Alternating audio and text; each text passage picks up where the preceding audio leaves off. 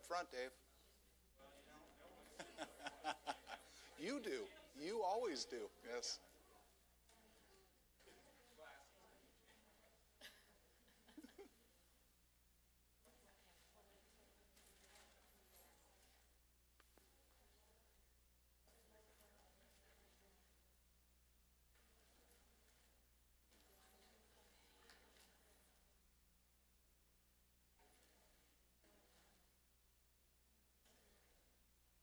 There's a couple here went on the walk this morning.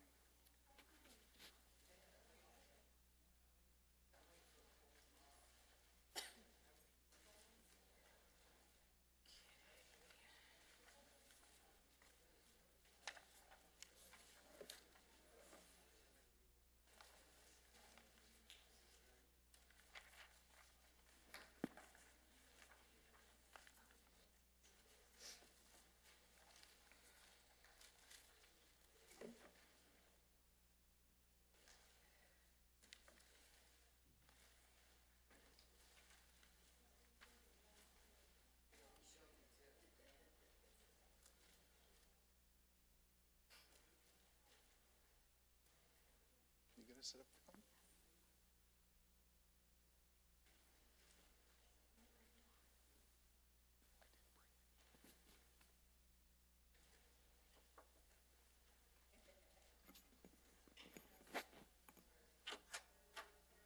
Okay, we're going to be starting up in a few minutes. I don't know if we need to do anything for you or...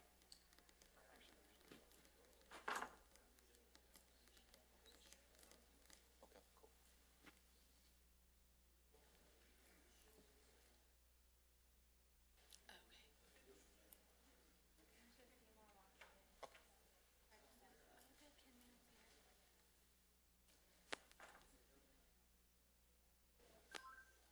We have a few more people walking in, and then we'll get started as soon as they get their seats.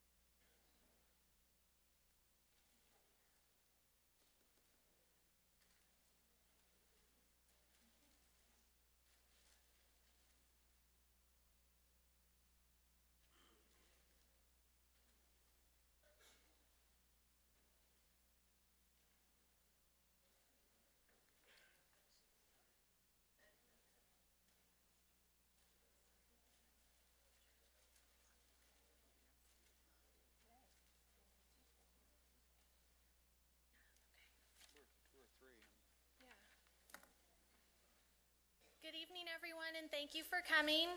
My name is Shelly Henson. I'm the Community Safety Supervisor for the city's Public Safety Office. I've got Jim Winky, Crime Prevention Officer, Public Safety Office, Deputy Montez Dioka, our Crime Prevention Deputy, and in the back we have Craig Steffen, our other Crime Prevention Officer. We thank you for coming tonight, and it's so nice to have a full crowd. We're very excited, so thank you. Just a few housekeeping issues. We're actually taping this tonight, and I shouldn't say taping because it's actually going live on our city's web, so it's a webcast. No worries. We won't do any close-ups. But I do have to ask if you don't mind holding your questions until we're done with our main portion of our presentation, because in order for your question to be heard on the television or on the webcast, we need you to have the microphone. So we're going to go through our main presentation, and then we'll get to questions and answer, and we'll hand you the portable microphone. Also, and can everyone hear me okay? Okay, good. Also, as we know, we had an earthquake a few weeks back. So hopefully that reminded all of you and all of our other residents the importance of being properly prepared. And that's why we wanted to do our presentation tonight. And those of you that are part of Neighborhood Watch, some of you have had us do an emergency preparedness presentation out at your Neighborhood Watch meetings. So if that's something that you're interested in, whether we've done it before, you want a refresher for your group, just give us a call and let us know. If you're not aware, by living up here in the Antelope Valley, we live on 4 fault lines. I've been up here in the Antelope Valley now for 3 years, and I had no idea until after I came up here to work public safety, and I don't like earthquakes. But that's okay, because as city employees and even Deputy Montes de Oca and also fire as well as sheriffs, we all automatically become disaster workers in the state of an emergency. So we have to report to work together to get the city back to some type of normalcy as quickly as possible for all of you. But again, that's why it's so important for you to be properly prepared, not just for yourself, but for your family, because we all saw what happened in Katrina, and Deputy Montes de Oca is going to go over it a little bit later in the presentation, but we may not be able to get to you quickly. So you have to be properly prepared so you can take care of yourself and your family, whether it's 1 or 2 days, or depending on the severity of the emergency, it could be multiple days. So that's why we wanted to have this presentation tonight. We gave you a lot of handouts this evening. The main piece is your yellow booklet. So if you want to go ahead and take that out and follow along with us.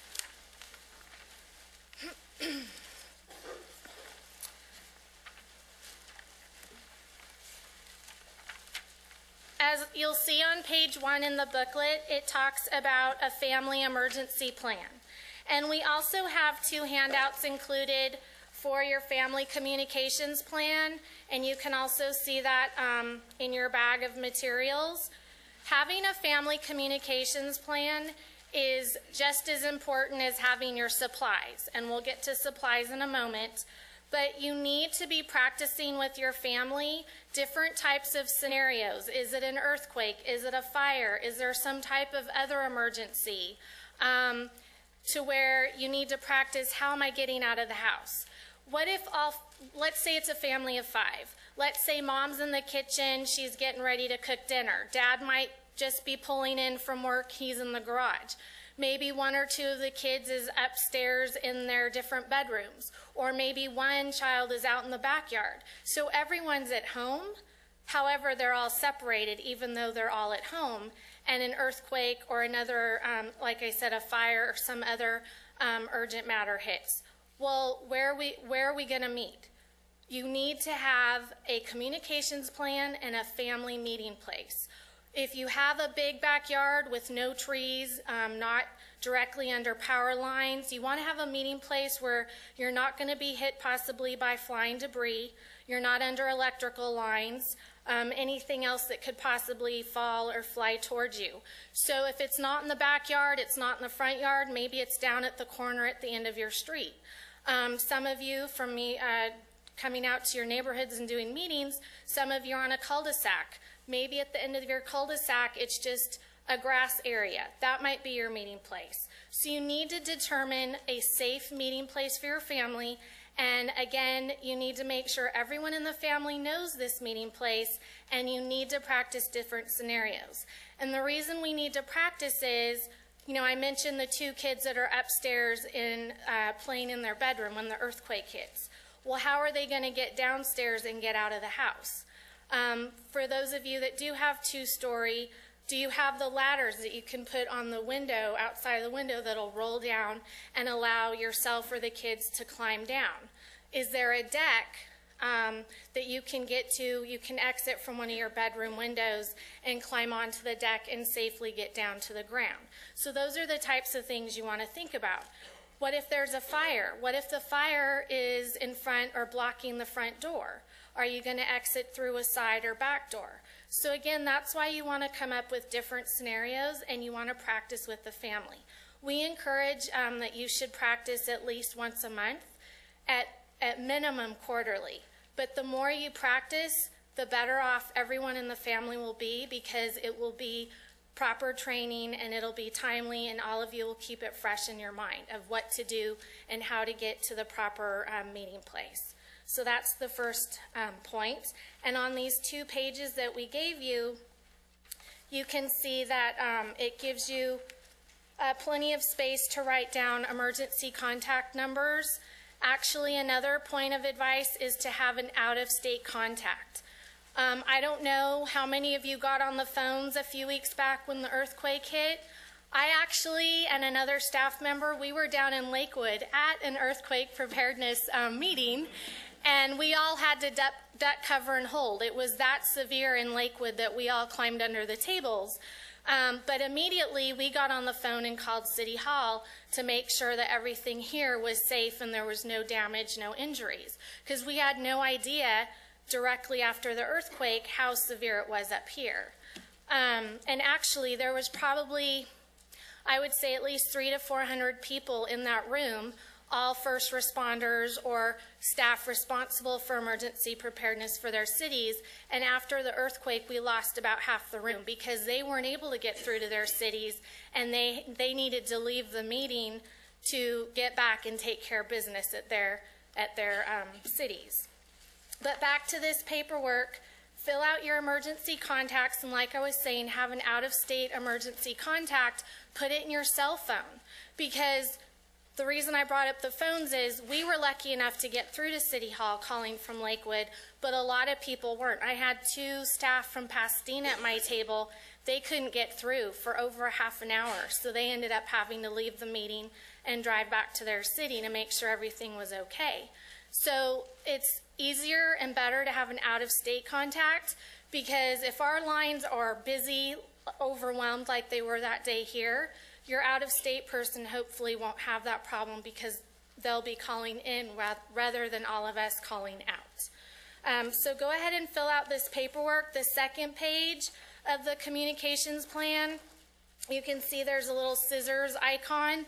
You can fill out your emergency information, contact information, and you can put this in your wallet, or you can put it in your child's backpack, or your spouse's wallet or whatever. So again, you all have your proper emergency information with you. Do you want to go on to the next? That's good.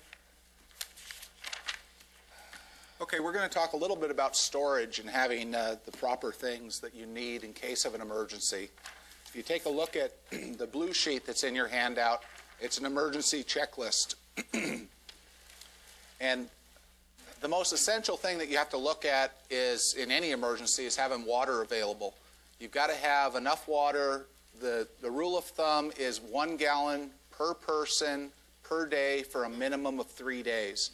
And we recommend you go even further than that. Have enough water to last you for a week. And that, we're just talking about drinking water. You want to go a step further. You're going to have water for every other need. I had a story that was told to me from one of the group members, and they said that they were in a major disaster, and without going into all the specifics, the worst thing that they had to deal with is they didn't have any water to flush their toilets. And they went for 4 days without being able to flush the toilet. She said it was horrendous. And it's little things like that you don't think about. Now, if you have a pool in the backyard, you don't want to use that for drinking, but you can use it for other uses, okay? Storage water of some sort over and above your drinking water. You want to have some kind of, you can use your water heater. If your water heater, you can get to it safely, it hasn't been compromised, you've got anywhere from 40 to 50 to 60, depending upon the size of the water heater. You have water available to you. Okay. Absolutely. And just to add a note there, when I went through some of my emergency training, and Jim might be able to help me out with the proper lingo, but you want to be able to turn the water, the incoming water from the outside, from the pipes coming underground into your water heater. You want to be able to turn that off, so that way you can use the water that is currently in your water heater, and like he said, it won't be then contaminated or compromised. So keep that in mind. Also, if you have a pool, obviously that has chlorine, so you don't want to drink that, but you can use it for hygiene purposes. You can clean, yourself or your family members with that. One of the little tools you ought to have to turn off your valves on your water is something like this, and it's something that's handed out by the Sheriff's Department and the CERT team. They hand it out at a lot of the different activities that we go to, Poppy Festival, National Night Out, I think they were handing them out. But you can get these at the stores. You don't have to get one from the Sheriff's Department, but it's a really handy tool to have that you can keep in your car, keep in your emergency kit, so you can turn off the water. And the other utilities as well. Right. And just an added note there, you don't want to turn off your gas meter unless you smell gas. And that's actually, that was told to me by our local gas company contact. Certainly if you think you smell gas, then absolutely you want to turn it off to be safe.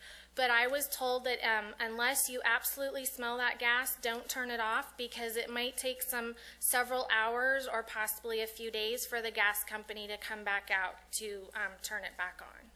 Once you turn it off, you can't turn it back on yourself. So now, as far as the emergency checklist, you can go down this list. It's very self-explanatory, but you can put together a safety kit, and we've got examples here on the table of what a safety kit is.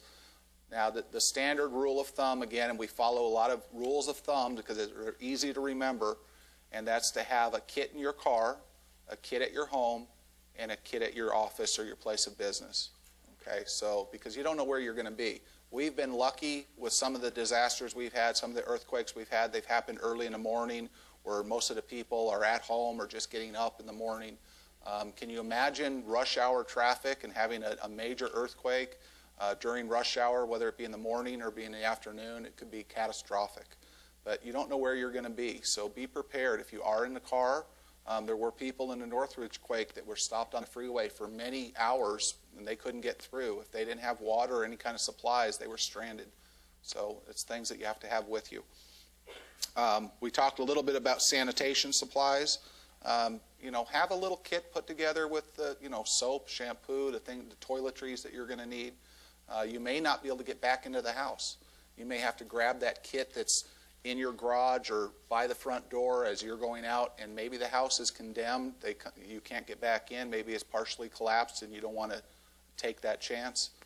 You've got to have enough supplies in your kit to get by on. Okay? Think about safety, comfort, things that you need to have. Good shoes is something that's very important.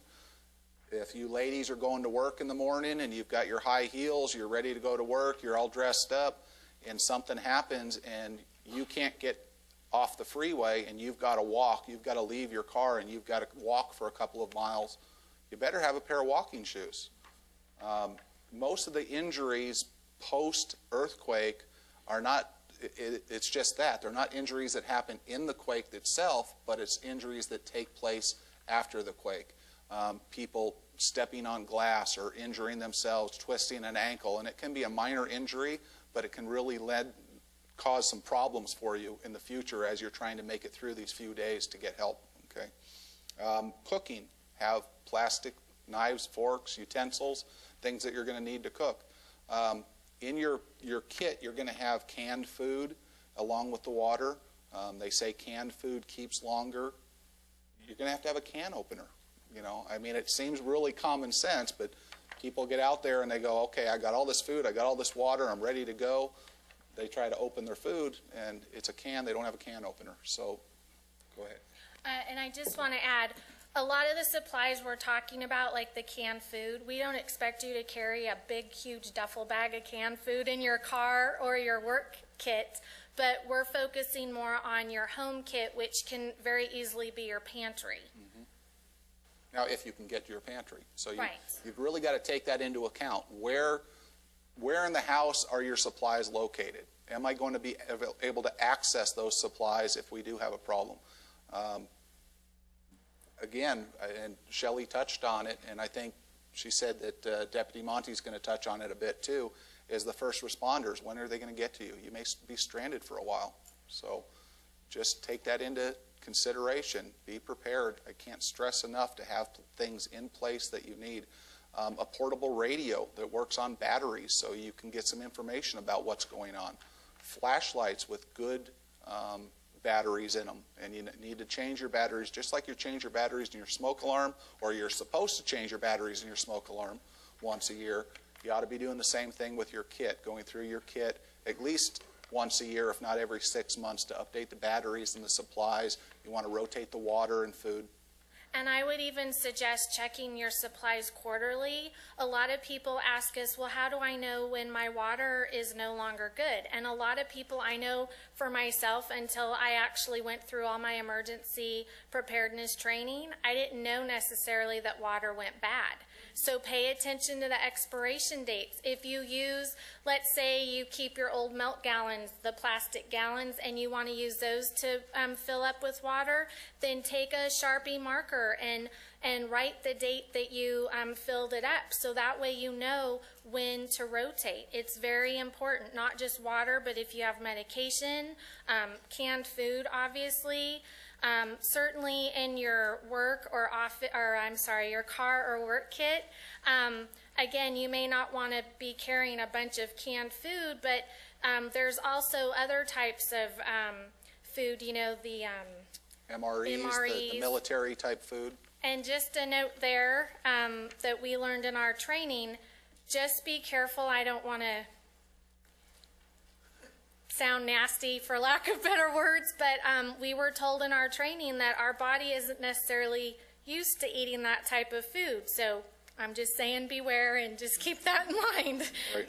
But again, those are packaged different, so it might be easier to have those in your office or car kit rather than a bunch of canned food. Right, absolutely. You got to think about all sorts of things. One of the other things, you've got to think about your pets. If you've got animals at home, you've got pets at home, they're part of the family. They need to be taken care of. They depend upon you for everything. And if you don't think about them in an emergency situation, they're going to go without. So having dog food and water to share with the animals is very important, whether you have cats or dogs. A leash for the dogs, a carrier for the cats. Have this kind of stuff available to you. And there also, you know, keep in mind, just like your kids or even yourself, I've already admitted I don't like earthquakes. I think the fact that I have to come to work and help people is going to help keep me calm. But animals can be just as skittish or afraid, just like a child or even yourself maybe. So keep that in mind as well. And like Jim mentioned too, think of alternatives. You know, if you don't have an extra leash and you don't want to go purchase a second one, then have rope. So that way you can have a rope, you know, and possibly, let's say your fence falls down to your backyard. Well, you have enough rope, and you can obviously use rope for many different reasons, but let's say for your animal, you can use that as a leash if you need to walk the dog or tie them, you know, and that way it allows them to still run around the backyard if there's no fence, but they're obviously not going to be running loose. So again, there's many items that are listed that you can use for different purposes. Right. Now, she mentioned rope, and a basic tool kit, just your basic tools, maybe a hammer, a shovel, things that you might need to dig your way out or get to something, to help somebody. Maybe one of your neighbors ends up having a problem. Your house might be okay. You may not have a real problem. You're healthy, you're in good shape, but your neighbor's house, or if you remember the Northridge quake, we had apartment complexes that just collapsed. I think I had some pictures in the back of one of the apartment complexes. You want to be able, if you're of able body, to try and help your neighbor. Neighborhood watch, this is a great lead into neighborhood watch. Get to know your neighbors. You need to be able to rely upon your neighbors in the event of an emergency. Something that you have, your neighbor may not have that, or vice versa. You may need something and your neighbor has it. But together as a community, coming together to help each other, between all of us, we're going to have the essentials to survive. And if that means you've got to dig your neighbor out with a shovel next door because he's buried under rubble, so be it. If you're going to wait for the emergency response, and it may be 3 days, you guys have got to help yourselves and be in a position to help yourself as well as your friends and neighbors. Okay. Can I add a few more? Sure, go for it. A few other things to add. If you need assistance walking, obviously it's hard to pack a walker, but maybe you just bought a new one, have an extra one, you know, near your kid at home. If you have a cane, put an old cane or get a second one and have that in your kit. Also, if you just got a new prescription for your glasses, well, you know what? Don't throw your old pair of glasses away. Put that in your kit, because what if, I don't know if you remember where you were when the Northridge quake hit. I was living down below where I grew up, and I flew out of bed to run, and get cover. And what if, you're jumping out of bed and you leave your glasses at your bedside, or let's say they fall off and you step on them on the way leaving the house, or whatever the case, but now you have an extra pair in your supply kit. Same with medication. I know it's difficult with how insurance is these days. It's very hard to get, extra month's supply, but see if your doctor, a lot of times they get, totally blanking. Samples, thank you. Samples, and you can have those extras in your kit. My dad's a diabetic. He does have extra insulin, but he makes sure he's rotating that monthly, actually. So you need to make sure you have everything you need. If you're on high blood pressure medication, obviously you're going to need that. You can't be without it. So again, that's another item you would need in your kit. Also, we don't know, and again, it depends on the severity of the earthquake or other type of emergency, but if it's the earthquake, we may not have electricity, so you can't depend on using your credit card or debit card. So at minimum in your supply kit, we suggest to have at least $100, and it's up to you. It's a personal choice how much cash you want to have on hand, but the point is you don't want to have large bills. Hopefully you have, enough water, enough food, all the other items we're talking about, but what if you need to go to the store and get more water, or, oh my gosh, I just ran out of, X supply, water, toilet paper, toothpaste, whatever you need. You don't want to have large bills. So we suggest not having bills larger than 20s, so have some cash. And again, it's up to you how much you prefer to have on hand, but have that in your supply kit. We don't know. Again, cell towers could go down. Although we were in actually some of the city, because we're federally mandated to go to various training classes on emergency preparedness. So some of us were in training yesterday and today, and our instructor did verify, because this was something I was told a few months back, cell phones, when they're not working, if the cell towers go down, our text messaging should still work. So that's good to know. But again, you've got to think of all these possibilities, and that's why we want you to have all of your supplies you need, but also all the different scenarios that could take place. Now, I have had several people, when I've done the presentations out at Neighborhood Watch, well, Shelley, how can I possibly fit all these things in my supply kit? Or what kind of container am I supposed to have? It's completely up to you what you prefer. My supply kit at home is, well, the one for my car and for work is a duffel bag. But now, how many different sizes and how large do the Rubbermaid containers or the different type of plastic containers? Now they come with wheels. Even there's duffel bags now that are large, small, medium that come with wheels. Some people use garbage cans for their supply kits at home. So that's another thing. If you store things in your garage, let's say you store a bunch of gallons of water, you don't want to have those up so high that they may fall off a shelf during the shaking and break on the ground. You also don't want to put your plastic containers with all your items just on cement.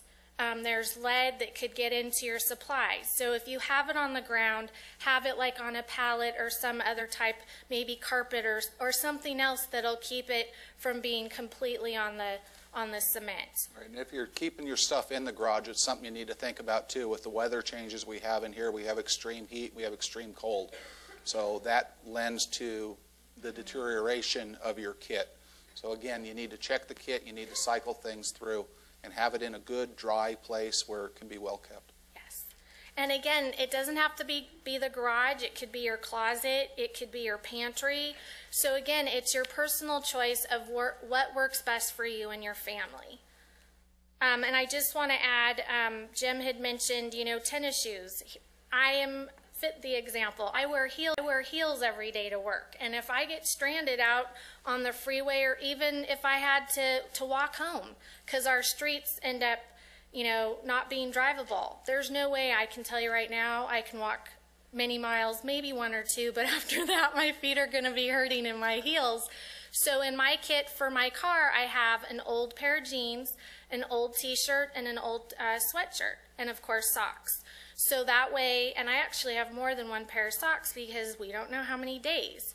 You know, I can wear pants and a t-shirt or a sweatshirt for, you know, if I have to, many days. But if your feet get tired, you might want to have extra socks or even a second pair of shoes. If you don't have tennis shoes, good pair of boots. So again, these are the types of things you need to think about. And again, thinking about items to pack that have multiple uses. Garbage bags, personal experience. I've run some marathons, and I ran my first marathon in Dublin, Ireland. I can tell you I have never loved a garbage bag more than I loved a garbage bag on marathon day. Had no idea, but our coaches said, you need to have a garbage bag. It's easy to fold up and stuff in your pocket. We broke 2 holes for our arms, 1 for our head, and it was 30s, windy and raining. That was my protection. If we have an emergency during the winter here, it'll protect you from the wind. It can protect you from the rain. You can put plastic on the ground or a tarp. That'll help from the dampness from the ground. You can wrap yourself in it and be warm. I mean, again, I never loved a garbage bag and had no idea till that day. And again, it's easy to take off and crumple it up and stuffed it in my running jacket. So you can also use it for waste or, you know, the dog business, you know, carrying some of your supplies. So again, just another example of another item to pack that has multiple uses. Now we're going to step into earthquake as far as what you do in the event of an earthquake, and you kind of touched on something talking about when you were experienced the earthquake. You said you were in bed, and the first thing you did was jump out of bed. You've got to stop to think. If an earthquake happens, the training that they're giving us, if you're in bed, stay in bed. Wait until it subsides. I mean, obviously, if it gets really bad and things are falling or collapsing, you need to think about, you know, where to go and what you need to do next. But for the kind of rollers and tremblers that we've had recently, even the Northridge, they say stay in bed. You're probably better off to get through the initial shaking.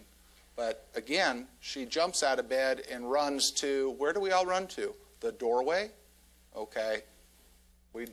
Yep, that's what I did back then. Don't go to a doorway. That's what we used to be told what we were supposed to do, get under a doorway. That's not what we're supposed to do anymore. This table is an example, and it's another handout and another section in your booklet. Duck cover and hold.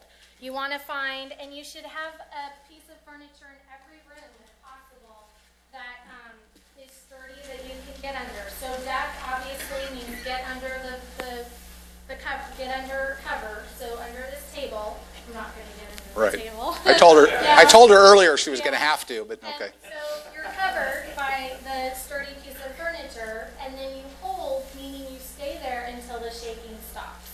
Now, certainly you don't want to be near windows if possible. You know, Jim mentioned stay in bed if possible, but if you have a huge piece of, you know, let's say a huge hutch type thing or a big piece of art, a big picture hanging over your bed, you might want to move to the other end of the bed, because that's another thing you need to do is secure your big pieces of furniture or big items.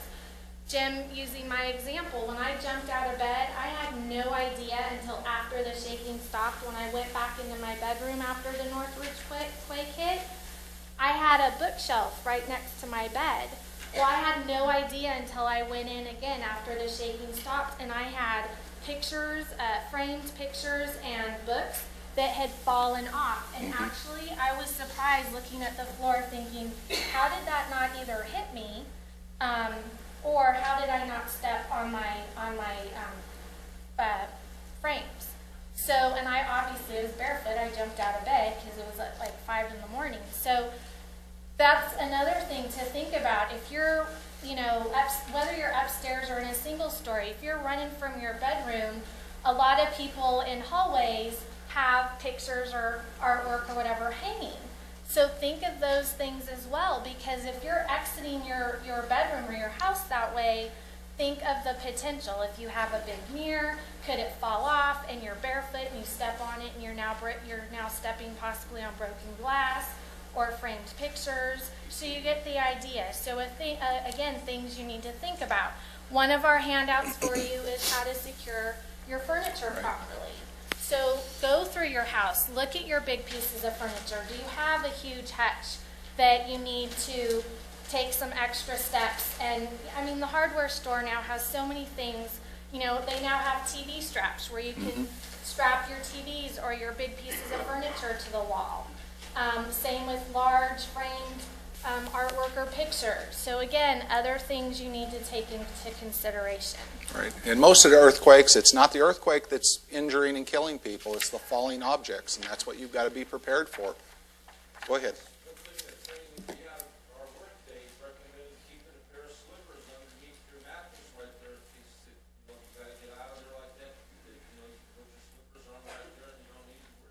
Absolutely. A pair of shoes, a pair of slippers, something at the foot of your bed, so when you get out of bed, you have something to throw on your feet.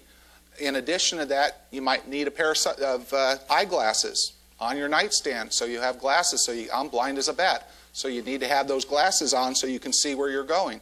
And the other thing, a flashlight. So there's just 3 things right there by your bedside, because if it's in the middle of the night, you're going to need some shoes on your feet. You're going to need a flashlight to see where you're going if the power's out, and you're going to be able to need to see, so you need your glasses. And you may even want to have your, you know, a pair of jeans or a shirt, even a jacket, depending on the type of, or the time of year. Obviously, in the heat of the summer, you may not need a jacket at 2 in the morning. Right. But in the dead of winter, I mean, it's freezing up here. You want to make sure you have things close enough besides your flashlight and your shoes or slippers that you can grab your jacket or put on clothes quickly so that you are, again, properly prepared when you have to exit the home and go out into the elements. Right. And that,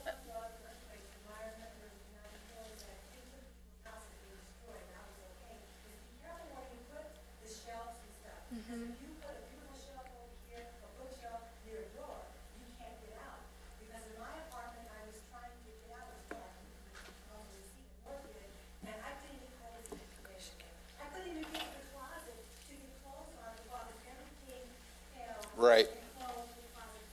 Now,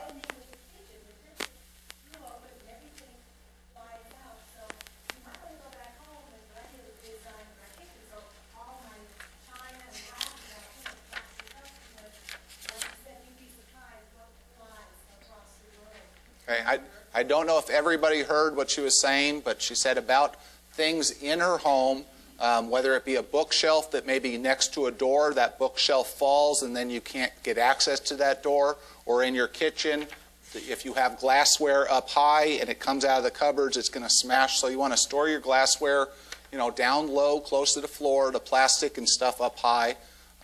And most people do it vice versa, I think. They put the plasticware down below. I don't know. I do the same thing.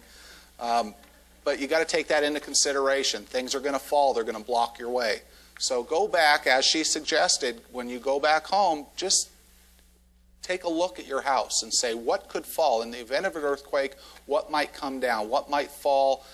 I've figured out my exit plan. This is how I'm going to go, and this may end up being in my way. Maybe I need to move that bookshelf, or maybe I need to have access to escape through a different direction. And I mentioned, you know, having, or again, planning, have a piece of furniture in every room that you can, that's sturdy enough to duck under. Well, I realize that may not be possible in every single room, but again, like Jim is saying, go through the house and make mental notes. If you have to, write it down, you know, for the kids especially. I live by myself. I have an old antique desk that's really big. That's my item that I'm going to get to. It's in my extra bedroom, which actually is right next to my bedroom. So I believe that I can make it to that piece of furniture in an earthquake. but the top of it is at least 2 or 3 inches thick, solid wood. So I feel very confident that that is sturdy to protect me. So that's my piece of furniture that I'm getting under. So again, make note of what items or what pieces of furniture can protect you during the earthquake. Right. And stepping back a little bit to the communication plan with your family, these are the type of things you need to review with your kids too. What are they going to do in the moment of the earthquake? If they're in their bedroom, you're in your bedroom, you're going to go to your table. The kids need to have a place that they need to go to. Yes, we're going to meet in the yard, we're going to meet at the end of the cul-de-sac, what have you, but in the moment of the earthquake, in their bedroom, where do they need to go? Just for that moment until it's over and done with. Yes, ma'am. Correct. Yes.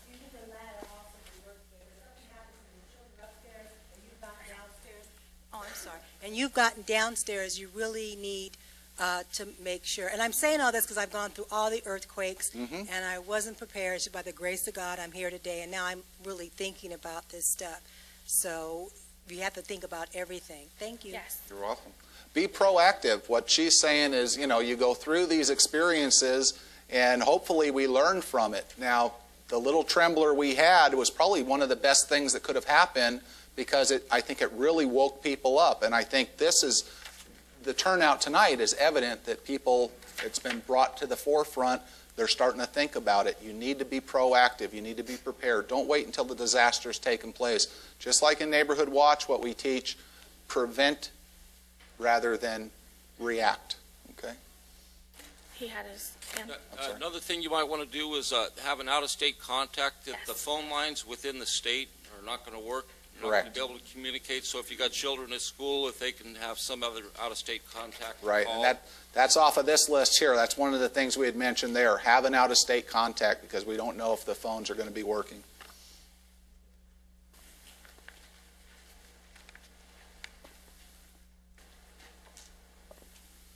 Thank you.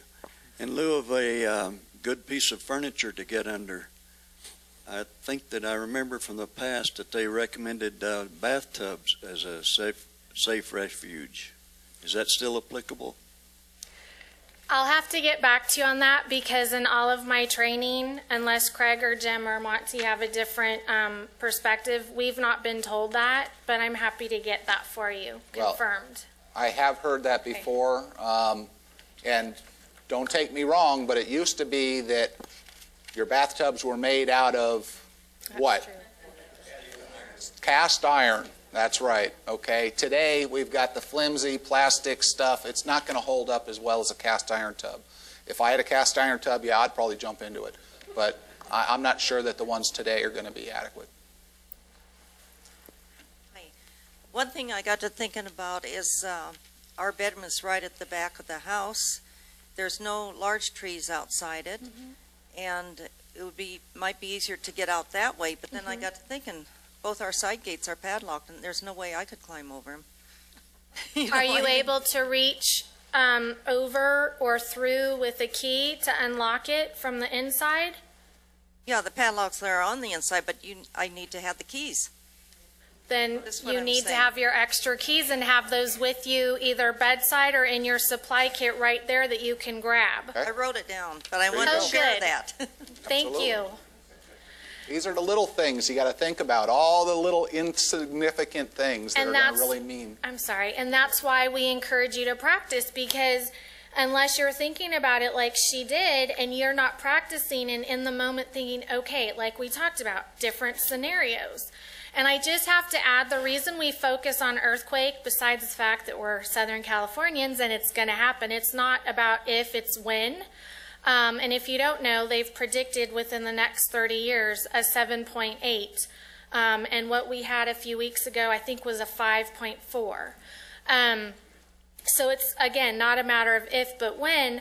But again, think of, or what I was going to say is if you're prepared for an earthquake, then you're pretty much prepared for any other type of disaster. So keep that in mind as well. So besides the fact that we live on 4 fault lines up here and we are part of Southern California, that's why we push the earthquake preparedness as well, because again, then you're prepared for pretty much any other disaster. You know, it also depends what time, if there's an earthquake, what time. Not everybody reacts as quickly as the next person. Right. So we could prepare from today till tomorrow. And if it's somebody, if you're a person who takes a while to get up and, respond, you're going to have to really be mentally alert. Right, and that's why also another handout we have is tips for the elderly or for the physically challenged. And that's why when Jim mentioned working together as a neighborhood, or even if it's not your entire neighborhood, your few trusted neighbors that you're friends with, what if you have a neighbor that's handicapped and in a wheelchair? They may need you to come in and help them. What if they can't get out of the bed? So those again are other things to think about. That's part of being a good neighbor or a good friend. That you're willing, once okay, you're fine. You and your family are okay. Can I go help Mrs. Jackson next door and make sure that she's okay? So again, the more scenarios, and even if you're perfectly fine, you don't have any disabilities, what if we have a deaf person? Obviously they're going to feel the shaking, but what if it's something else and they're, whatever the case is, they might need that extra help. So if you do have, friends with physical challenges, talk to them about it and make sure that they have the information. And if you're willing to help them get prepared, please do that. Right. Through Neighborhood Watch, we're preparing partnerships with neighbors. Neighborhood Watch plays into this so significantly. Looking out for your neighbor, knowing what your neighbor's routines are, knowing what their limitations are. If you've got a neighbor that's handicapped, you need to know the fact that you have a neighbor that's handicapped and they may need additional help. If you've got somebody that is just slower at getting going, that is going to need some assistance, those that are able-bodied need to be able to take care of that person. And these people need to rely on us to do so. And I just want to add a couple more things before we move on. Obviously, your car kit and your office kit are going to be different, and I think we touched on that briefly earlier. But what you pack in your car kit or your your car kit, and your office kit are going to be different than what you have at your home. I already mentioned for myself, I'm going to have tennis shoes, and I have my, jeans, t-shirt, and socks and sweatshirt for my car kit. So obviously I have plenty of clothes at home that I can run to that are close enough bedside if need be. So again, think of those things, or I touched on the fact you're not going to be, packing a bunch of canned food, because then how hard is that going to be to lug around? So keep that in mind as well, of what different types of products or supplies do you need, such as a blanket or a sleeping bag. That should definitely be part of your general kit at home.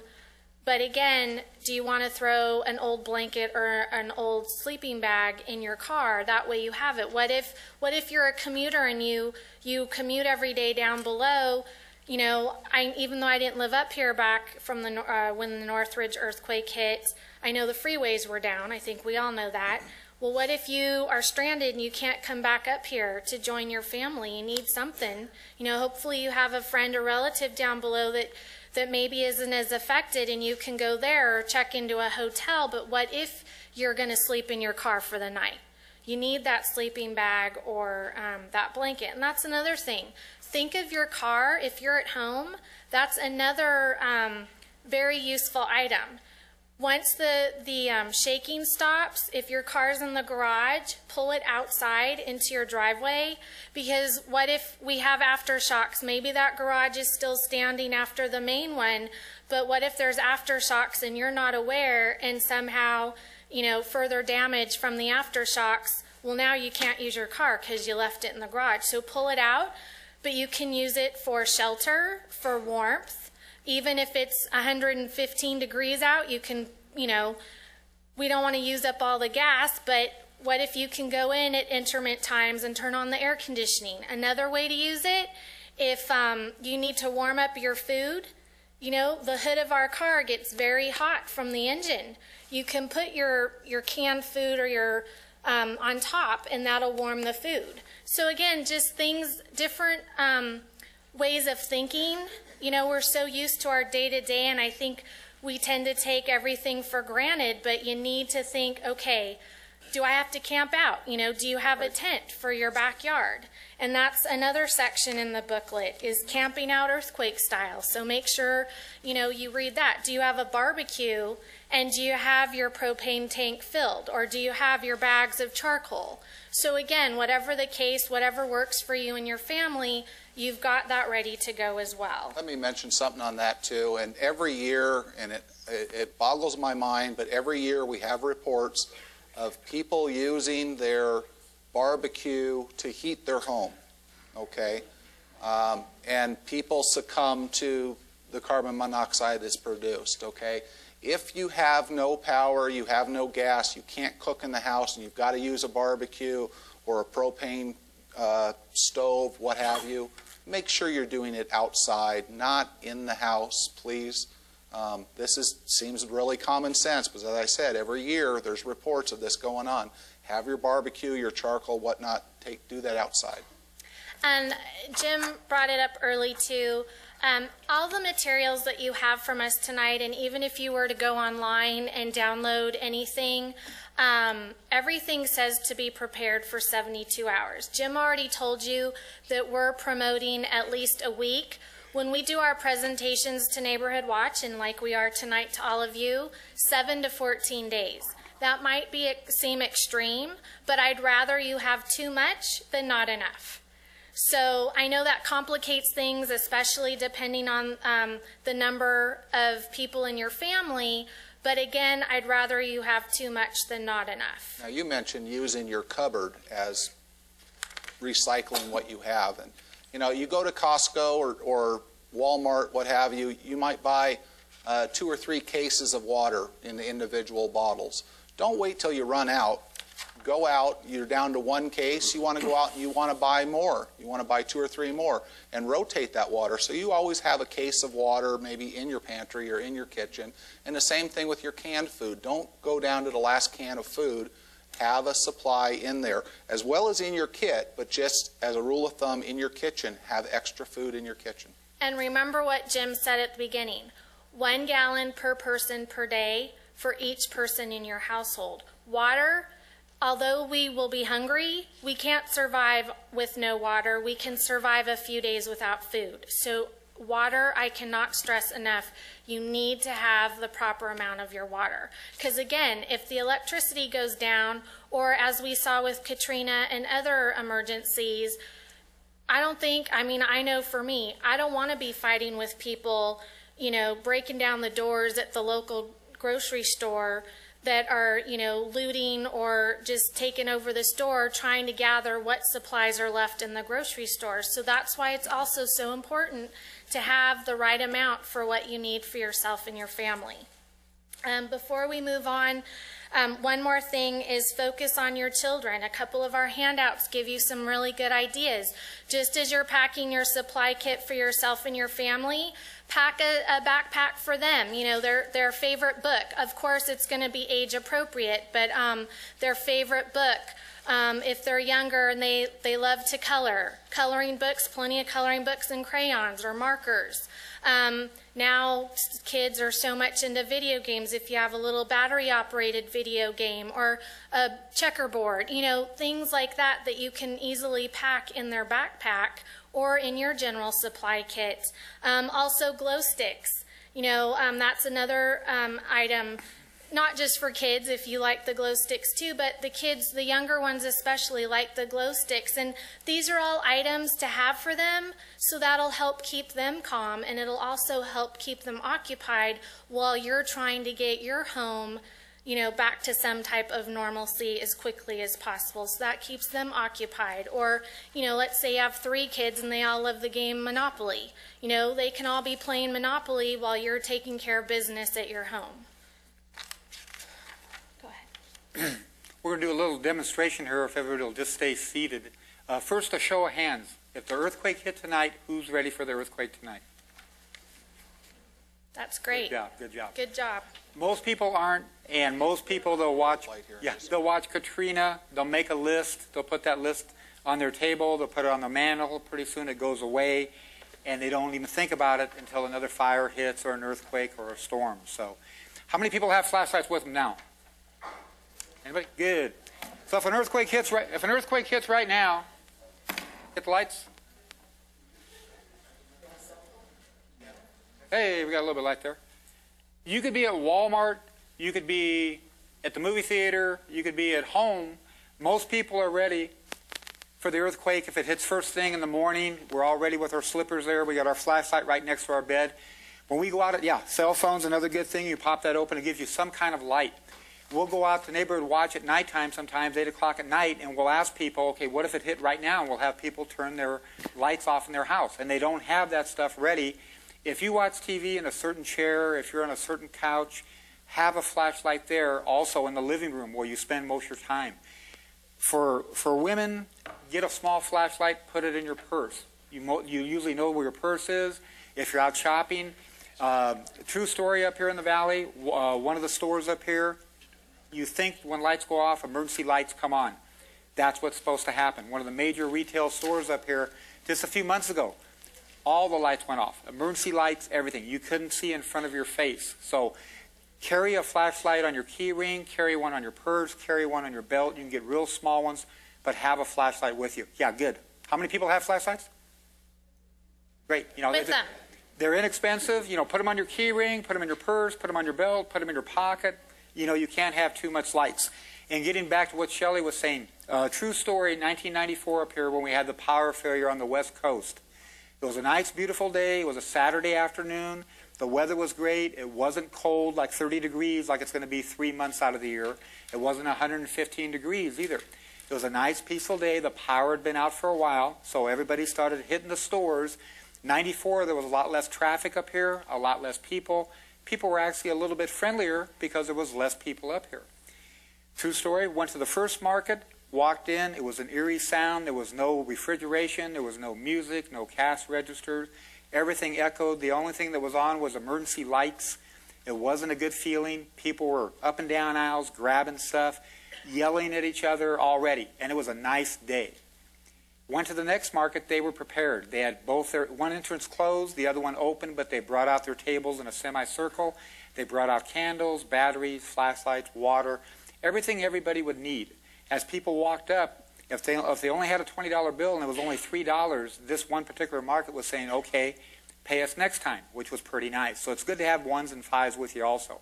They could have easily have said, it's $20 or you're not getting it. So, have some small bills with you. The manager came out with sandwiches that were going to go bad because everything in the deli section was going to go bad. He was giving them away. Emergencies bring out the best in people. He was giving them away. He said, eat it, take it to your family, eat it. If you don't eat it within an hour, throw it away. But it also brings out the worst in people. Everybody's in line, only about 4 deep. Like I said, nice sunny day. Here comes a gentleman in a 4x4, not knocking 4x4s. Flies in, hits the brakes, walks up to the front of the line and starts demanding stuff. So if you can be prepared for an earthquake and be prepared not to leave your house for 3 days, you're going to eliminate all this problem. You won't have to go to a market or a store to get batteries, to get water, to get anything. You can be self-sufficient at home. If your neighbor are that way also, you're great. Like Jim was saying, you might not have something, but if you know your neighbor, they might have it, and vice versa. But if you don't have to leave your house and go out there and fight the traffic with no signals going, it could be nighttime, it could be 105 degrees, it could be 30 degrees and raining or cold. But if you can stay at home and be self-sufficient, you're way ahead of the game. I have to echo what you said, but I did go to the 94 earthquake, and I'm telling you, after the sun came out, people just camped out the intersection, and they were really acting crazy. Oh, yeah. And I just stayed at my apartment. My sister had a brand new baby, and I waited till my brother-in-law came to get me. We had to go through all the back streets to get to his house because his friend's house were destroyed. But I have to reiterate what you said because the people out there were really acting crazy, screaming, in an intersection, honking, the A&P, they're at their front door. Really, it was really sad. It Correct, was really yeah. sad. And, I mean, we see it if a street light goes out and you come up and it's just a flashing red light, how people get confused and you get the, chaotic and people honking. I mean, just little stuff. So if we have a major, and like Shelley was saying, if you're prepared for the earthquake, you're prepared for everything else. If we have a snowstorm and maybe you can't leave your house for 2 days in the winter, sometimes it snows up here for 2 or 3 days at a time. You might not be able to go anywhere. We might have a power failure, windstorm, anything. So if you're in your car on the freeway and you're stuck there, you're prepared. If you're at home, you're prepared. Even the minor stuff, it gives you a chance to test it. You might grab your packet and you realize, oh, this doesn't work, or this doesn't fit, or this was burned out. Test your equipment, and it gives you a chance. We have a lot of stuff up here between the wind. We have fires. Luckily, we haven't got one in the valley, but we have the power failures. It's just if you're prepared for the earthquake, you're prepared for everything else. Did you want to go through your supplies quickly? Just go, customize a pack for yourself, but, like Shelley was saying, you don't want to carry canned food. Power bars are good. They last almost forever, but still, eat them every once in a while, go through them, change them out. Glow sticks, a pair of gloves. They suggest a pair of gloves. Even if you have to push a car, pick up anything, wood, a pair of gloves, extra pair of shoes. Just load the trunk. If it gets to winter time, change the packet to winter. 3 months out of the year, it's pretty cold up here. So when you change your battery in November, it's going to be this year, change everything over for cold weather. Put the sleeping bag in, thermal underwear in here. Same thing when you get into summer. Sunscreen, baseball cap, take the thermal underwear out. You probably won't need it. Transistor radio, one of the best things you can get. Extra batteries for it, or get one that winds up, because this might be your first thing that you're going to get any kind of contact on. Most of the stuff is very inexpensive. You can go around to most of the stores. They have stuff on sale. A bag of rope, tie downs, power bars, anything to stop bleeding. But if you have bandages or to do splints, any medication you take daily, but just stuff you might not think about. If you don't want to put a whole first aid kit, throw a few Band-Aids, Tylenol, some pain relief in, extra batteries, notebook. You might want a notebook to write on. It's kind of fun if you go through some of the stores, and we're not endorsing anybody, but Walmart or Harbor Tool and Freight or Lowe's or whatever. Sometimes you get up by the checkout stand and you see stuff. I think this was $1 at one of the stores. It's 2 ponchos. It's still bagged. It's thin. I mean, it doesn't weigh anything, but think what you can use that for. If it's raining, you can use it for cover, like she was saying, the trash bags. If it's hot, you can use it for cover. You can throw it down on something, lay on it. You can pack stuff up and carry it. Just little stuff, but personalize the kit to what you might need. Your glasses, tape, small little screwdrivers for the eyeglasses. Personalize the kit for you. You can use a duffel bag, backpacks. If the kids are throwing away backpacks for the grandkids because it's not the right color, it's got a small little hole, snag that thing up. You can get backpacks now at a lot of the stores on sale anywhere from $5 and up, and most of the stuff here is pretty inexpensive. And carry, get some smaller bottles of water too. If you are, say in Palmdale and you live in Lancaster and the earthquakes hit and the roads are impassable and you have to grab your pack, you want to be able to carry it. You don't want 50 pounds on your back and trying to walk 4 or 5 miles if it's real cold or hot. But at least have 2 or 3 or 4 of these in there so you can be drinking water. If anybody's ever gone out and ran or walked a long distance and you try to carry a big thing of water, you can see how uncomfortable that becomes. Even though you leave your house sometimes and it's ice cold, and maybe you run or walk a couple miles and you're drinking it, by the time you're to the 4th or 5th mile and it's warm, you're thinking about getting rid of that because it's too much weight to carry. So don't carry big bottles, carry small bottles. Or another alternative, if you know what a Camelback is. It's like a backpack, but it holds water. So that's another idea if that's more comfortable. Or they have the water bottle holders that you can just, put over your shoulder. And obviously that's going to be easier than fiddling with trying to carry it. Just a couple items that I have differently in my backpack, my kit from Craig. I already mentioned my tennis shoes and clothing, but I also found some paper towels that are in a small tube. So I grabbed a couple of those. I have one in my car and I have one in my backpack. So if I need to wash my hands or I've got my water, I can pour some water on my hands and just, wipe off or use it for whatever to wipe with. Also the antibacterial, so that's another good tool. First aid kits. We can you can make your own, or you can go buy one. I happened to buy one at one of the local stores because I just decided I'm too busy. I didn't want to hassle with having to buy all those items. So mine's in a nice plastic carry case.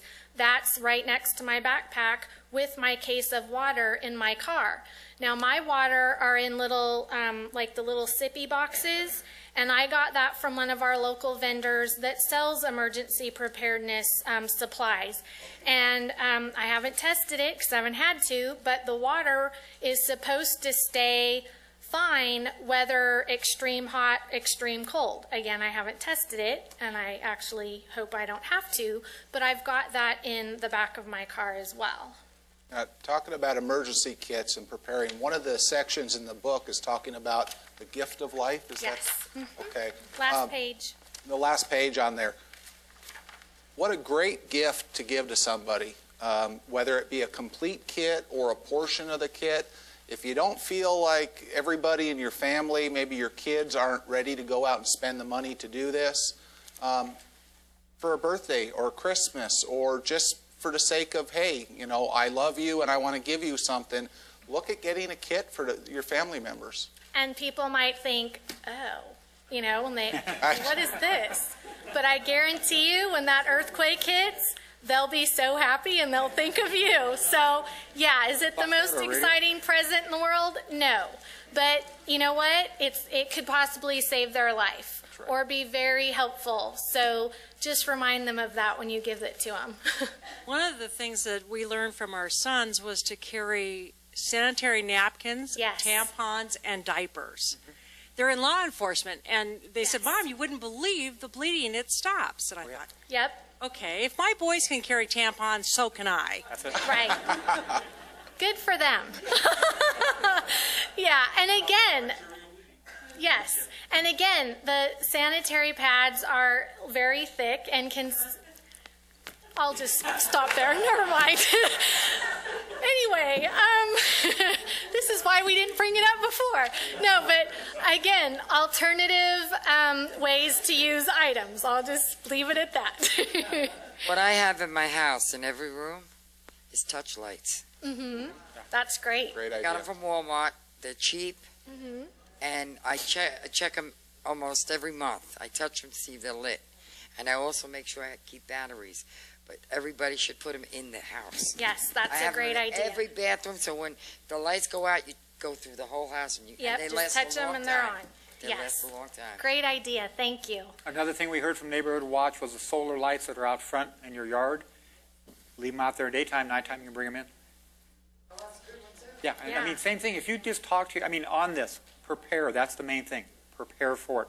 But talk to your neighbors. Get them prepared, and they can help you out. And just, you know, but so many people, or go to a class like this, or be at home and see Katrina, or see a fire, or an earthquake hits like the other day. I'm sure every store in town was getting bombarded with people buying water right away. But it's like out of sight, out of mind. A couple days go by, a weeks go by, and then it's on the back burner, and we don't do it. And it's time to get ready and do it, and talk to your neighbors and family and get them to do it also. I want to move towards wrapping up, and before we take any more questions or comments from all of you, I just want to add a couple more things. Monty, our crime prevention deputy, is going to speak for a few minutes on his role and the Sheriff's Department role and fire through all of this. But I also want to add, we included a flyer on CERT training. If you don't know what CERT training is, it stands for Community Emergency Response Training. Now, although this class started last week, we still wanted to give it to you so you have contact information so you can be aware, first of all, but also so you can have the contact information, email and phone number if you want to go online or give the fire department a call to sign up for the next class. Whenever we get word of new training dates, we always promote it, not just to Neighborhood Watch, but we try to get the word out as much as possible. But CERT is a wonderful training. Craig, Jim, and I have been CERT trained, and I highly recommend it. Some of our block captains in the audience have gone through the training. And it It's a lot of time. It's more than, your 2 hours tonight, but it's extensive. It teaches you light triage, supply kits. That's your first night, what we went over tonight.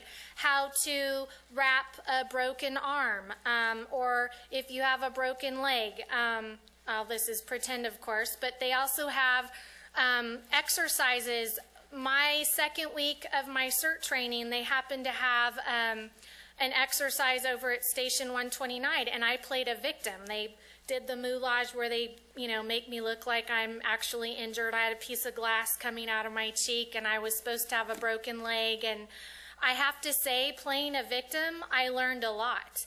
Not just of how I want to be treated when I'm a victim, but also, that was a good lesson, but also, how would I handle this if I was the one doing the triage or helping the fire department or sheriff's department doing rescue.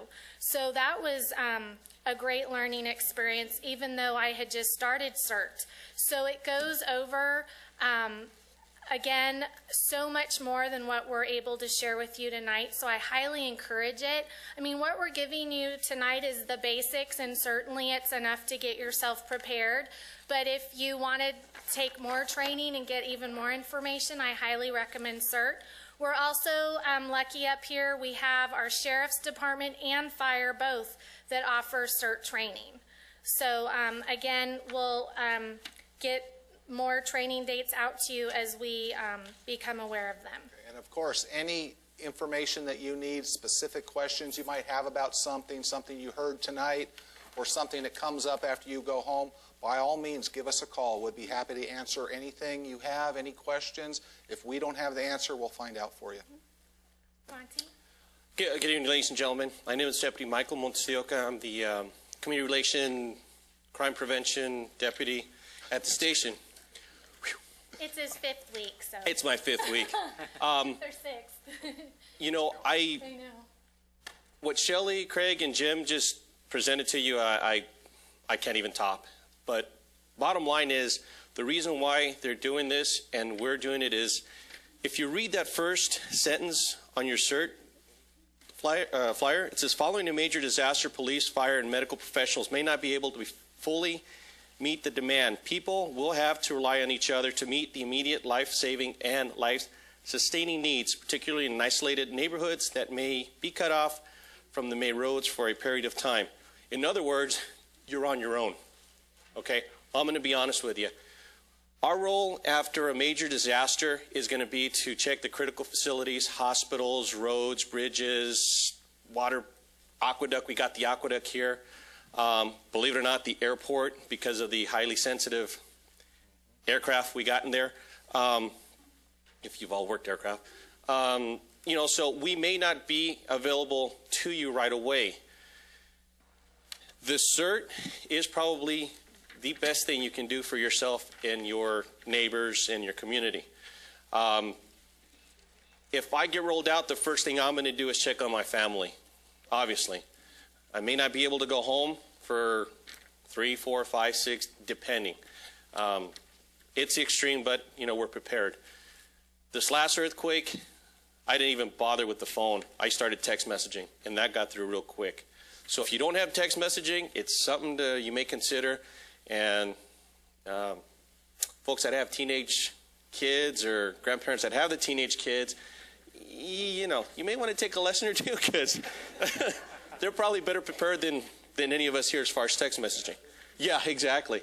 Bottom line is, we may not be able to be there for you right away, but it's because we're trying to maintain the chaos that's going to happen if it happens. Just like, they were saying, there's going to be looting, there's going to be fights. We may not be able to get to any of that. God forbid if something happened on a traffic collision or somewhere where we have to respond and we're not going to be able to because we're dealing with the aqueduct because it just bursted, or Little Rock Dam for that matter. What happens if the dam breaks? Well, so much for Little Rock. No, again, I'm going to be totally honest with you. We need to go secure all these places. The only other way to get into the valley is the pass, the 138 and that right there where that meets. if something happens there, how are we able to get out? Well, we can go out that way, but, you know, that sits on a fault line too.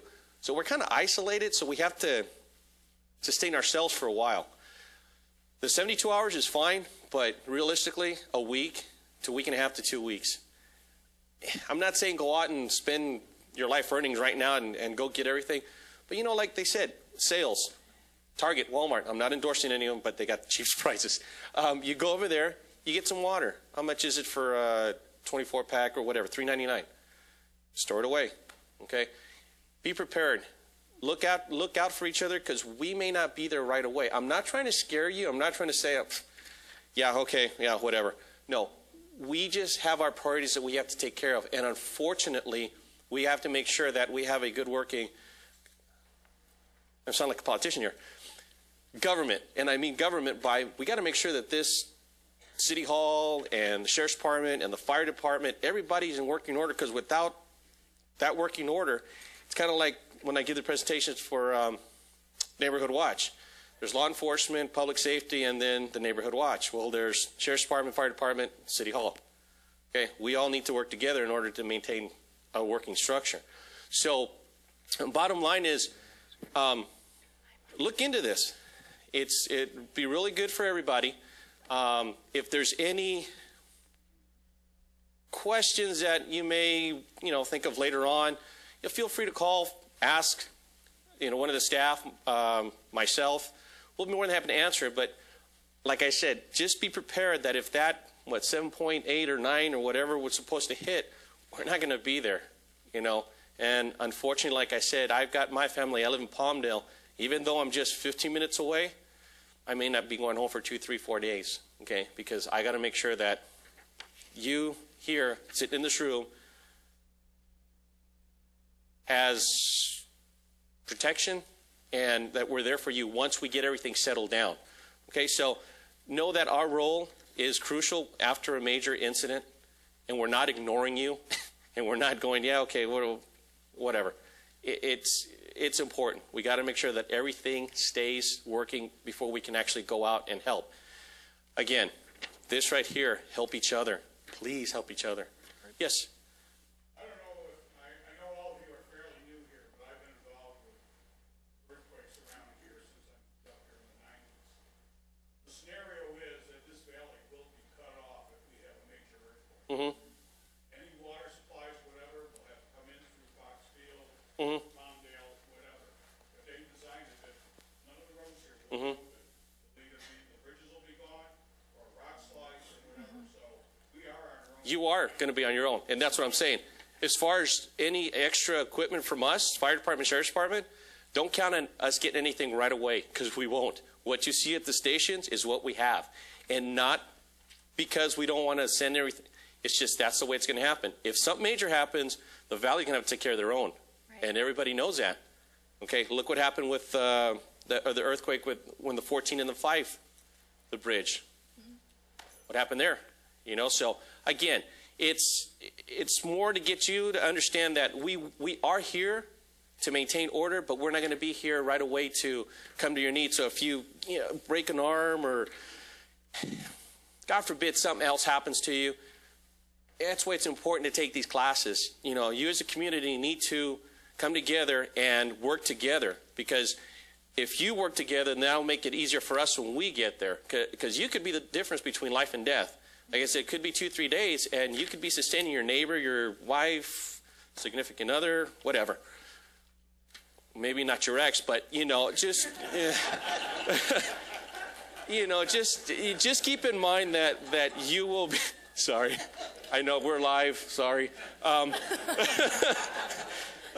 We'll edit that out. Yeah, thanks. But yeah, just keep in mind, you will be the difference between life and death in case something happens. So it's good that you get involved now, and it's good to look into these classes. Again, have extra food, be mentally prepared, be physically prepared.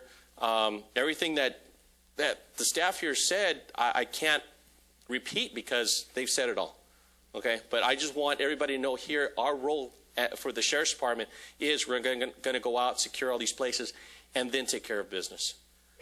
Yes, ma'am. We need the mic. Joan has it here. Okay, can you give it to her? She hasn't asked. I know, we need to pass it around.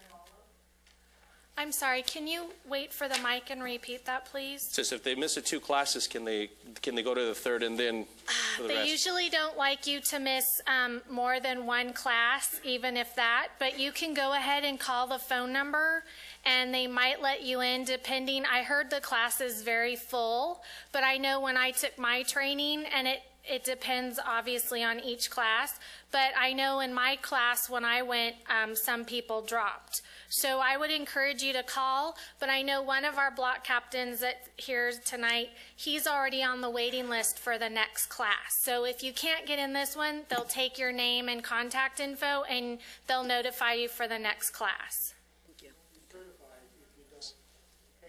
Right. The reason they may not let you join is they want to make sure, obviously, you complete the training and you become certified. So if you miss more than what they allow you, and I do believe it's only 1 class, and they really don't like you to even miss 1 class. So thanks, Ron, for adding that. Just real quick, before we take any more questions, I just want to add a couple more quick things.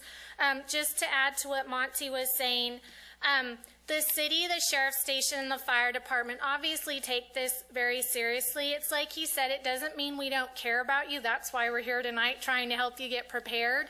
And unfortunately, we all know that there's going to be people out there that don't take it seriously and are going to expect us to come to their rescue. I'm not a cold-hearted person, but it's every single person's responsibility to take responsibility and be prepared.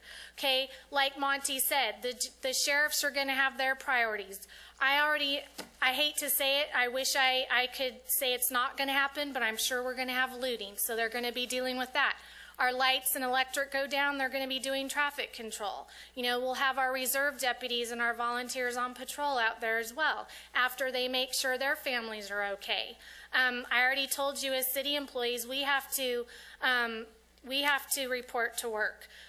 We're working the city, as I mentioned too. Some of us were in mandatory federally mandated training that all city employees and each level, you know, the higher you are in the organization, the more training you have to have.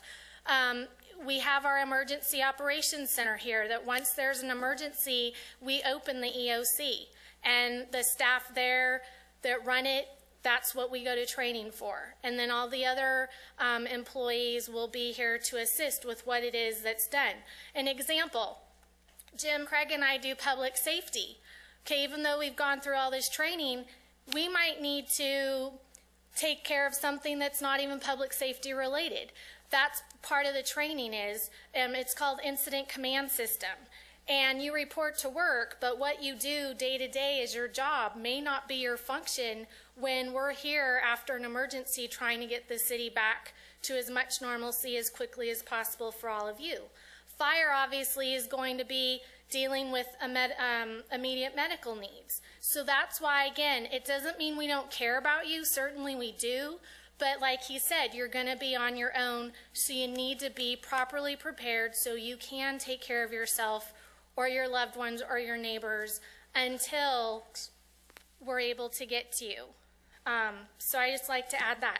Another quick item, it's in your disaster preparedness for your dog or cat, and in our booklet.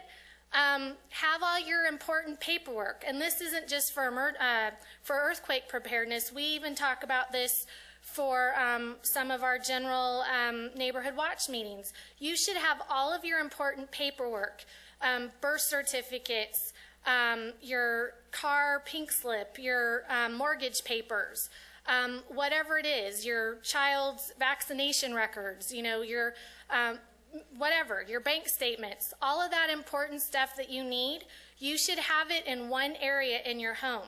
So that way, whether it's an earthquake or a fire, a family emergency, we call it a quick grab and go. You've got it in one box or one little safe, you grab it, and it's with you as you run out of the house. And that way you have everything you need, and hopefully you get it out of the house before there's a fire.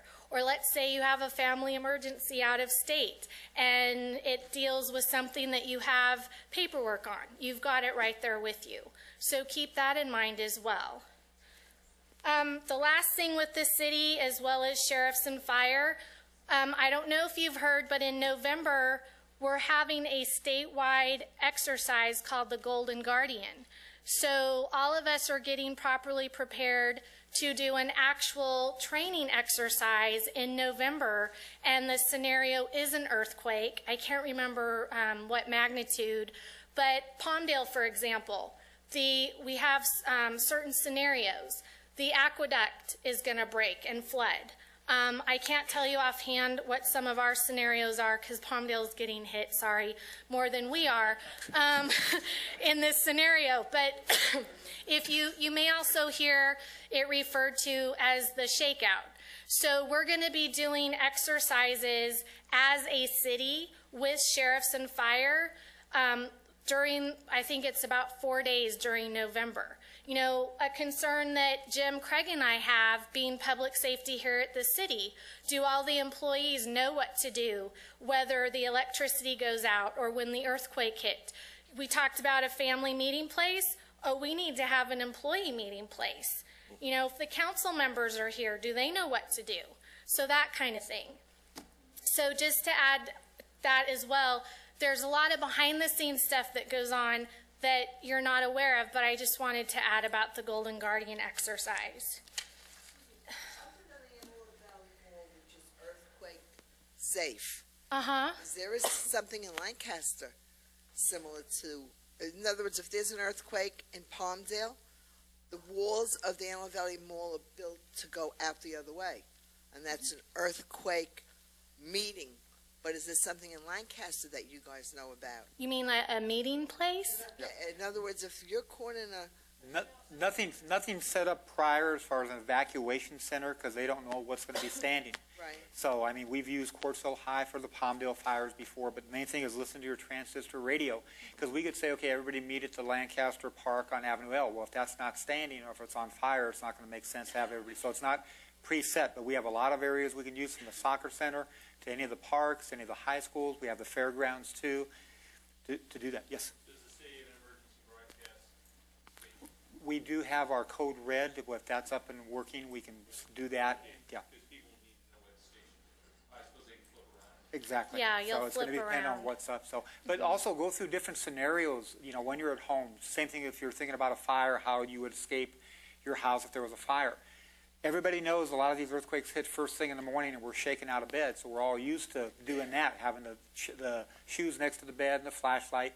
But same thing, when you're sitting at home surfing around 130 channels and you can't find anything, and you surf around another 130. Go into a scenario. Okay, what if it hits right now? You know, where are the lights? What am I going to do?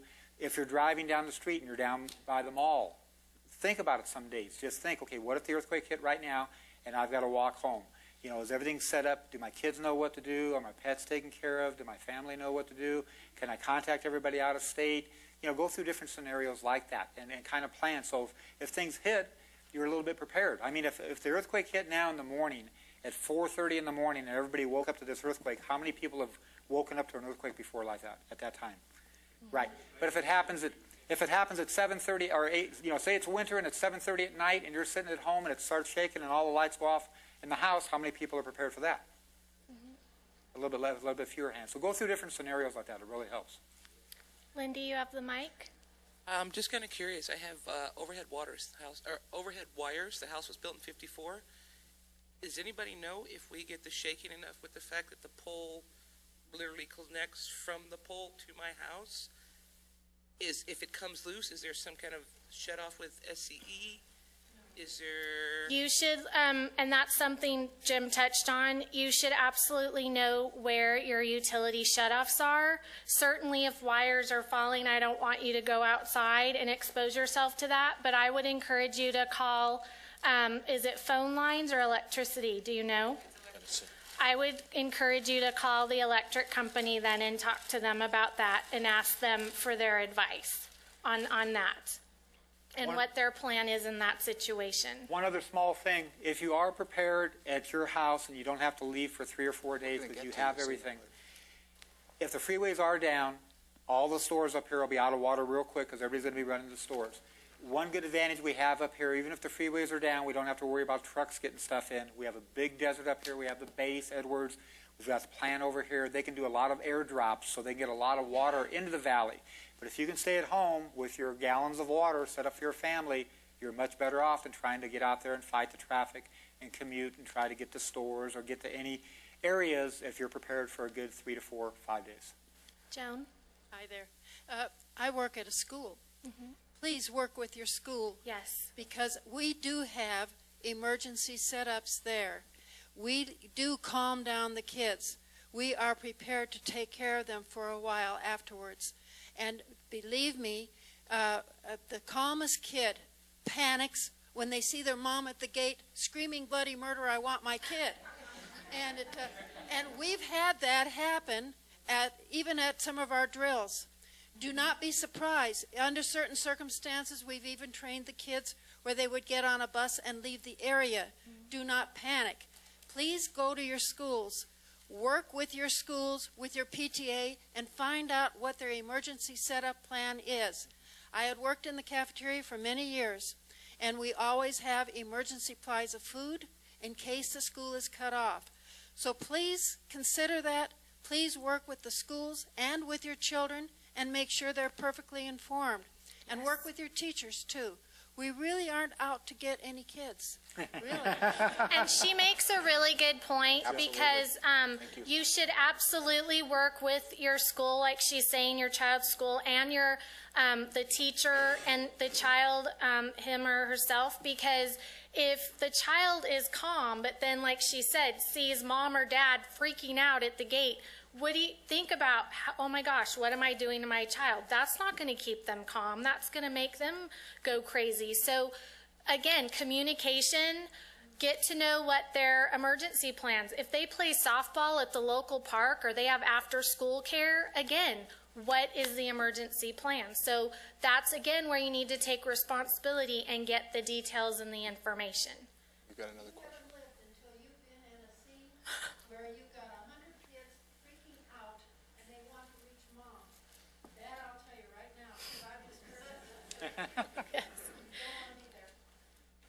Is there any maps available of the 4 faults? Yes, you should be able to get them online. If you can't get them online, do you have internet access? Okay, if you have trouble with that, let me know and we can get them for you. And I think we may have a couple in our office that we can possibly make copies for you. National Geological Society has information online. So there's a couple different resources for that. USGS, yeah. You're right. .gov, G-O-V. We'll get it.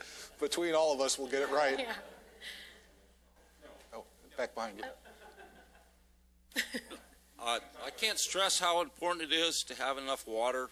Yes. I work for the city of Los Angeles down there, and we had consumers who were still out of water for 2 weeks and longer after the quake, from the '94 quake. And whoever did have water, they were on boil water notices. And second question I have, do we have mutual aid out here? Yes, both cities. In fact, we discussed that today several times during our training. And if there's another resource we think of that we don't yet have mutual aid in place, that's something we're working on. And that's both cities. Oh, no, we have mutual aid with many, whether it's, you know, the company down the street that has 50 bulldozers, or Edwards Air Force Base, the 2 cities. So what I'm saying is both cities not just are planning to work together, but we have mutual aid amongst other companies or other resources. Then if we don't have what we need here in the valley, we go to regional resources, and then to state level, and then federal level if needed. Yes. I can't really emphasize enough, and everybody else has, with the CERT program. Yes. I'm a safety professional myself. I work for Department of Water Resources, and the program is excellent. If you don't even become an active member, at least you can help yourself. Right. And it's really is, and I'll be seeing you on the Golden Guardian. Great. Very good. And actually, ideally, we would love to have Well, first of all, we'd love to have a neighborhood watch on every street in the city. So if you're not yet part of Neighborhood Watch, please join. But also for all our neighborhood watch groups, and we're now up to 140 and counting, we want to have at least one or two, whether it's the block captain or group members that are CERT trained. And some of our block captains and group members are already CERT trained. The reason we want that is, we discussed working together as a neighborhood. We know then that those can be our key people, and we know that, okay, that neighborhood's going to be okay because they have their leaders, so to speak, and they know how to work together and what to do. And the fact that all of you are going back home and you're going to be properly prepared. You know, I mean, I wish I could say we could get 100% everybody properly prepared. I wish that was realistic, but unfortunately it's not. So please, please pass this on to your family members and friends that live, whether they're in another neighborhood up here or somewhere else, how important it is to be prepared. And, yes? Oh. And one thing, very important, have that kid in your car. Yes. You could live up in the valley, work in the valley, never leave your block and you think you're good, but maybe the one day you go down to the zoo or head down to LA or go down to the beach, that's the day the earthquake hits. And if you're prepared in your car that day, at least you can, be a little bit more prepared. And if it's hot or cold, and have some power bars there and a blanket and a radio and be all set. So, prepare that car. Yes, sir. Just preparedness in school. In the '94 earthquake, I was a junior in high school. And I just remembered that, this earthquake kind of just brought back memories. Have schools done anything more than, I just remember I had never had an earthquake drill in school the whole time. I had fire drills, all these other things. And we had an earthquake drill, and in high school, your tables are maybe this small, and that's about it. Yeah. And they told us the bell ring will be different. We heard it, and they told us all to get under the table. And you were talking about tables, and I got under the table, and I lifted the whole table up with my back. I was about to push the teacher out from underneath her table. I was just going to say, then go under the teacher's desk. If you're not supposed to go in the doorways, where are you supposed to go then? Well, I would say, Joan, do you want to answer that first? Well, I reassure you, Lancaster School District has a regular drill at least once a month. Okay. We have a drill every month at least, and we are constantly teaching the kids, most of all, calmness and where to meet. And that's one of the most important features is you've got maybe only 2 or 3 kids at home, maybe 5. We've got 400 or 600 on our minds. Right. Every teacher is responsible for every student there, and we take it seriously. So please reassure yourself. And like I said, I worked in the cafeteria, and this was even years ago. We always had an emergency supply that we rotated so that we could take care of the kids for a couple of days in a row if we needed to. Because you are assuming that maybe you would have access to the school. Maybe not. Maybe the roads are all tore up. And so get familiar with the program that they've got at your school. Last year they had some sort of a thing where we had a Mariposa school where we had strangers on the grounds that they thought might be threatening. And there was a workup plan right away that we could evacuate the kids if there was some sort of a threat from that nature. So I'm sure that Lancaster School District has it, and especially the grammar schools. But get in touch with them and find out for yourself for the aged child that you have, because I'm sure that they're going to protect your kids as much as possible, and we take it seriously. And just to add to that, statewide with this Golden Guardian exercise, it's not just cities, it's water companies, it's schools, it's hospitals. I cannot tell you how many meetings I've already been to for this upcoming exercise, but just a week ago, I was at a meeting at Marie Callender's at 7:30 in the morning with representatives from the jail and a local ambulance company and the schools and who am I forgetting? There were other, some of the local hospitals. So we've got to get each organization ready for this and make sure we're all properly prepared, just like we're asking all of you to be. But we're also looking at how do we best work together, because obviously it's much better if we all work together rather than separately, even though we basically have to do both. You know, on election day? Oh man, I hope not, because that's just going to complicate things. You'll have to duck, cover, and hold under your voting booth. To add a little bit more to what he was asking about Yes. the schools, I suggest go to your kid's principal, talk to them, find out what their emergency preparedness is, what their evacuation plan is, what they do in the event of an emergency. I'm sure they have a plan in place. Those tables or the little desks are flimsy, but they're better than nothing. But they have built these schools so that they don't have a lot of debris that's going to fall down. So. assure you, last year, they had a power outage in our school, and within 15 minutes, we had every classroom evacuated. We were out on the playground. We were making an account of every child that was there. And it was held up for about a half an hour until they researched what was the reason for the power outage. And it was just that they were changing the wires, and the Edison company forgot to tell the school. In the meantime, nothing worked. Right. Communication. LA Office of Education mandates that each school district have an emergency plan, a safety plan. Each school site works with the staff, the students, the parents, and they come together with a safety plan based on criteria that's set up by the county Office of Education. They must submit that to the district.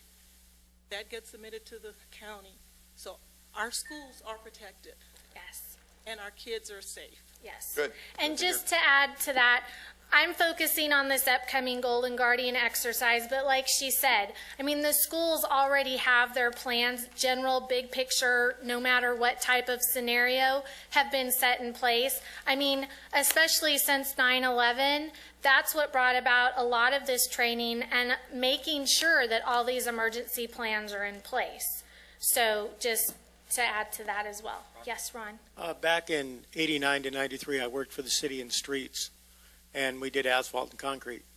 We were all trained in the EOC what to do in case a plane crashed, or if a train derailed, or if we had an earthquake. There's a lot of people that, like myself, that is retired now, but we still had that training. I was EMT trained, I was qualified, I got my certificate. There's a lot of people around this city that really know what's going on. Right. But we were trained, and there's a lot of people in this city that are working in other jobs other than City Hall that know what to do. Absolutely. Exactly.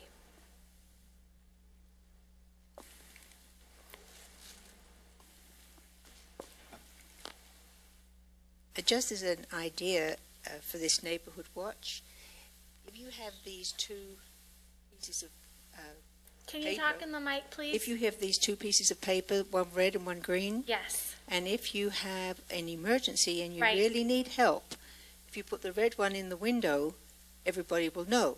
If you Yes. are safe, and put then green. you can just put the green one in, and nobody will bother you. See, and So that's, I'm saves sorry. time. And that's a great tip. Thank you for bringing that up. And that's something actually that you're taught in CERT, and actually how to mark each house, or us as professionals or disaster workers, rescuers, first responders, how to mark a house, not with red or green, but similar things, so that if the fire department's driving down the street and let's say law enforcement's already come through and they've marked the house a certain way, they know which house they need to go into and which houses they can skip over. So thank you for bringing that up. Something that simple, red or green paper, and I don't know if you noticed, but on the green she had OK written in big letters, and in the red she had help written in big letters. So that's another great thing to have at home, you know, maybe in your foyer, or if you have an entry closet, have your two pieces of paper right there with some tape ready to go. So all you have to do is open the door, or if you have your window right there and you just can stick it on the window or your door front, and that way that part's taken care of. So thank you for bringing that up. Lady in the back. I had quite a few years in the scouting program, and you're being prepared, of course, their motto. And we can take a 12-year-old boy, strap a backpack on his back, and throw a little tent on his shoulders, and get him out there and let him survive or have a good time for a week or so. But it's not happened that one trip. we always have at least 2 to 3, maybe 4 training hikes preparing him for that trip. And basically that's what we're trying to do here, is preparing for that trip that we hope will come along, and we'll be ready for it. Absolutely. I want to go one step further on your poncho. I was down in the Grand Canyon, and I had my 10 and 12-year-old sons with me, and we got rained on at the bottom. They snowed 6 inches on top, and we got up in the morning. We were all wet. The water was running right through our tents, and the kids were standing there with wet sweatshirts on. Now thinking there's something we got to be able to do. So I told them, okay, we had the ponchos with us. It was just plastic pieces of ponchos. Took them down to their bare skin, threw that plastic poncho over their shoulders, put the sweatshirts back onto them. Immediately they were warm, and it could be raining, and they were still staying warm, and their clothes were drying off with the heat coming off from the body. So there's a lot of things we can do with things like that, just using good old common sense and trial and error and meetings like this. Right, exactly. And you know, he brings up a great point. We talked about exiting the home, but he brings up a great point. Whether your kids are in Boy Scouts or Girl Scouts or not, you know, practicing these scenarios. If you've got your tents, camp out for the weekend so they get a sense of what is needed, not just for the kids to maybe practice and get used to it if they've never camped out in the backyard or gone camping ever, but also it's going to help you think, okay, what else do I need for this supply kit? And you're already there at home in the comfort, and the emergency hasn't happened, and that can help you think of what else you need for your kit. So thank you for bringing that up.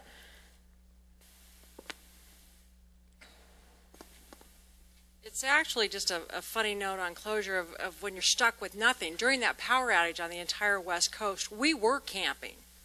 And our daughter called us on the cell and said, Mom, don't bother to come home. There's no power. They have no idea. It could be days.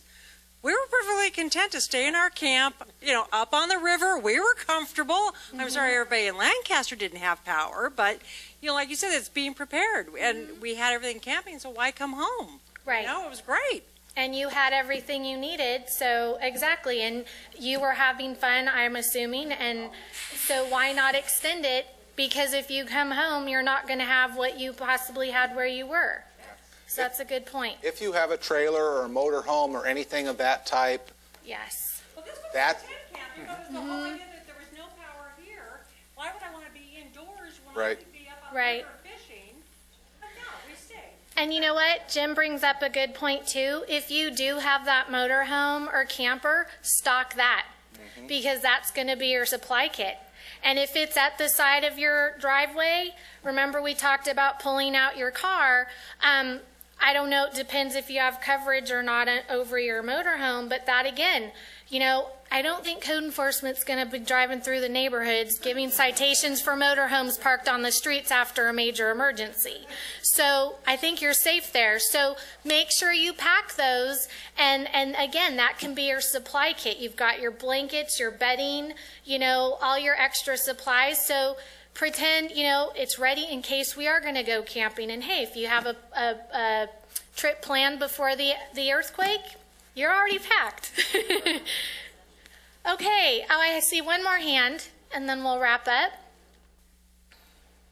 About the second-story ladders? Yes. Would you recommend one per room on the second floor, or would one suffice for the whole floor? You know, it's a personal choice, and it also depends on the layout of the rooms. But certainly if you can afford it, I would encourage it, because again, that way you don't have to panic and go running through the rooms. If each person knows, okay, I hang up the ladder on the window and I'm down, I go meet mom and dad or siblings at our family meeting place, how much quicker is that going to be than relying on one for the whole second floor? And a lot of this stuff is personal choice. Even when we're out teaching our other safety tips and strategies, it's all a personal choice and what you're comfortable with. Everything we give you tonight, it's options, it's what works for you. You know, I'm single. I don't have to pack for a family of 5.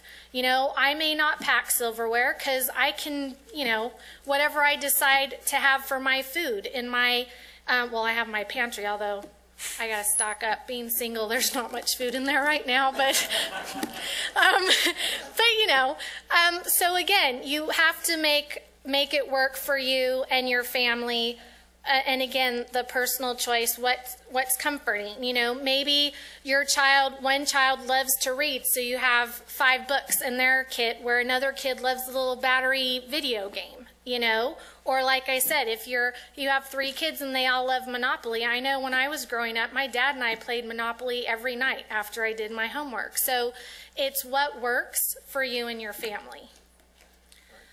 Anything else? We'll be around for a few minutes afterwards if you have any other questions. Like Jim said, if you think of something, you know, whether it's tomorrow, a week, a month down the road, please give the Public Safety Office a call. Our phone number is on some of the materials. Thank you so much for coming. We really appreciate it. And please go home and get yourself prepared. Thank you. Thank you. Okay. 1 second. Yes. Okay. Excuse me. Oh, I'm sorry. I wanted to get up and speak before everybody. I recognize you. I've seen you before. Yeah, I'm in the water purification business. Oh, perfect. Yeah. Okay. That's my mom. I'm a member of the Water Quality Association. Oh, great. Okay. And all these